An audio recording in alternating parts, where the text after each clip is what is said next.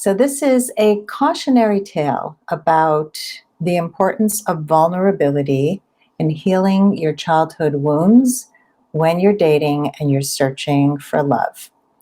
I met a man on a dating app last week, and he was nice looking. His profile had a few words in it that resonated with me. And so we started texting. It seemed we had a lot in common. And when I asked about the highlight of his day so far, which is a question I like to ask the people that I am talking to, it's a good kind of conversation starter. He said that he had had a deep conversation with a good friend that day. And it told me two things about him: that he's a man who has good friends and he enjoys deep conversations. And those are two values that I admire. If you want to know about a guy and his ability to have relationships, it's a good thing to ask him about his friendships. So when he asked me if I would like to talk on the phone later that night, I said, sure. I thought you'd never ask. We spoke for about an hour, and it was a really good conversation. We connected in many, many ways. We grew up in similar places. We had similar private education experiences. Our religion was the same. And a lot of things I couldn't tell from his profile because it was on Bumble and there's very little you can see. It felt like we had a lot of values that aligned. He was creative. He had just gotten a new piano.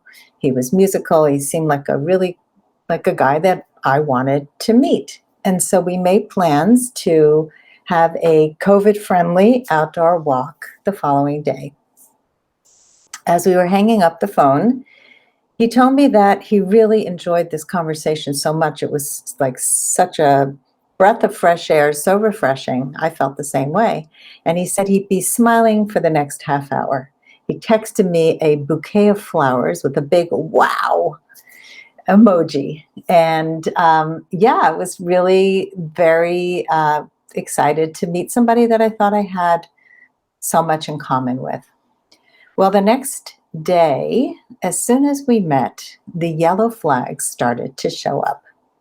First, he seemed really frazzled. He had gotten a little lost, and he was complaining that people in my neighborhood are terrible drivers, especially the truck that cut him off.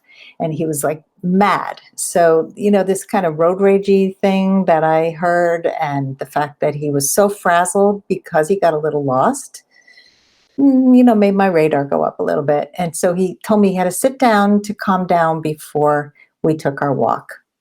Fine. We started talking. He calmed down. And as we began to walk, he told me that he needs to know where he's going. And I wasn't sure where we were going to walk because the roads were icy and snowy. So I was trying to help him by letting him know we're probably, going to cross the street here. We're going to go to the next block. And I was trying to figure it out as I went. I told him. So I said, let's turn right here and let's see how the roads are. We walked a few blocks and I was about to turn left. He started to get really upset. Where are we going? I told you I need to know. It feels like you're in power right now. Whoa. Major power issues. Totally freaked out when he didn't feel in control. More radar going off. He began talking about some topics that make me really uncomfortable: politics, anti-Semitism, black and white thinking, hatred that he feels towards certain people. And I began to shut down. I don't enjoy those kinds of conversations. And he got really defensive. He says, I'm sharing with you what's important to me. Obviously, I have nothing to say to him. So I don't know what to do. So now I'm even more uncomfortable. And you may be wondering at this point why I didn't just end the date there and go home. So part of me really wanted to go home. Part of me wanted to walk away, but I'm also a really curious person and I like to give people the benefit of the doubt. I thought maybe he's nervous. I don't know. Let's see, because I had experienced a very different person the night before. So we talked a little more. He asked me, what do I want to talk about? Because I obviously wasn't interested in what he was talking about. So I asked him about his previous relationships, and not I didn't ask him for the details because I don't want to know that, but I wanted to know what he learned. He got a little freaked out by that. He said, "I don't talk about people." He kept telling me, "I don't talk about people." So when I first heard him say that, I thought he meant he doesn't gossip about people, which I admire. But the truth is, he doesn't talk about people at all. He doesn't like to go deep into feelings, which I started to find out as we began to talk. And he said, "Why don't you go first? Because I don't really know what you're looking for." So I said, "Well, I asked you first. I want to hear what you learned." And I was kind of being playful and teasing, but he got really flustered. He shared a few details about two failed marriages. Both wives had left him, and his takeaway was women abandon me. That was what he learned from his past relationships that didn't work out. Again, big yellow flags flying in my face. Told me a lot about him, that he was stuck in this victim mentality that women leave him, but he didn't share anything about what he could possibly have done. In fact, he said, "I don't think I did anything wrong." And then he asked me to share about my marriage, and I told him a little bit about why my marriage fell apart. And he immediately said, "You were amazing. Your ex-husband was," and he used a really horrible curse word.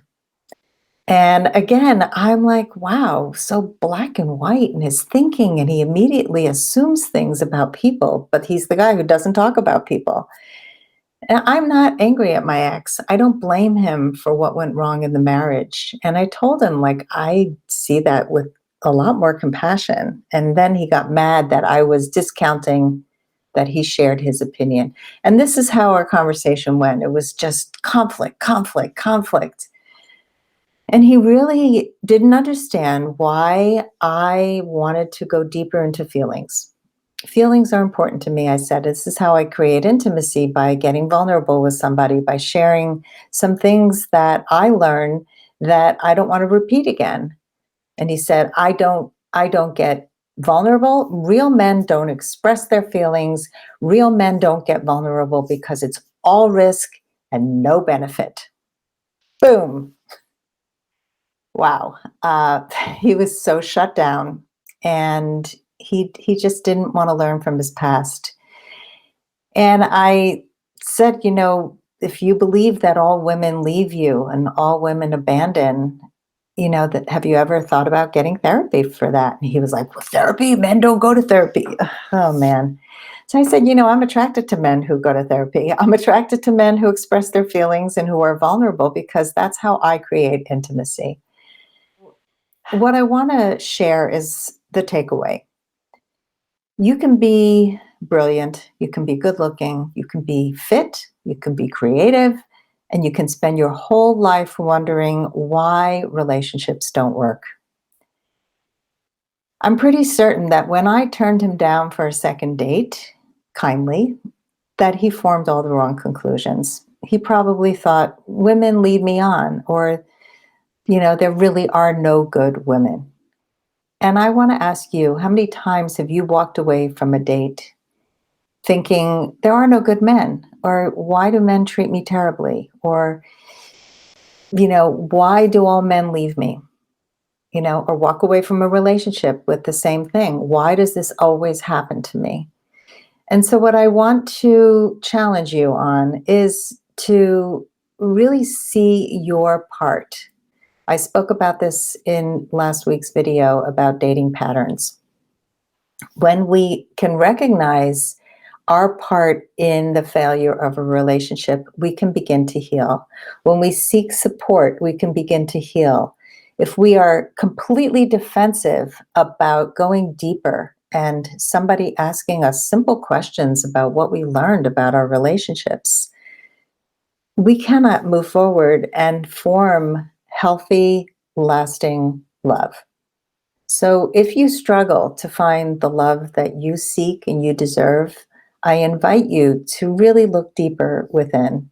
This guy was an extreme example of what happens when we are shut down to our own feelings, when we are shut down to looking deeply within, and so many of us are. So I beg of you to look deeper, even especially when it's scary, and really unlock the keys to finding the love you deserve.